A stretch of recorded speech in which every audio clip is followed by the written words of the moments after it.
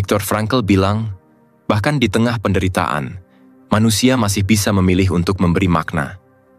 Artinya, tujuan itu bukan soal nasib, tapi keberanian untuk merumuskan arah yang jujur, meski tidak selalu jelas di awal.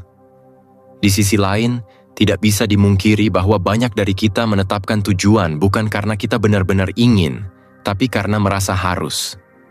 Harus sukses. Harus terlihat produktif. Harus punya rencana 5 tahun. Kadang bahkan tidak tahu siapa yang mewajibkan, tapi tekanannya nyata. Ini bukan soal disiplin, ini soal rasa takut jika diam. Rasa takut akan terlihat tertinggal. Rasa takut dianggap tidak punya arah. Biasanya kalau kita melihat sekeliling, tujuan yang dihargai adalah yang bisa diukur. Jabatan, penghasilan, prestasi akademik.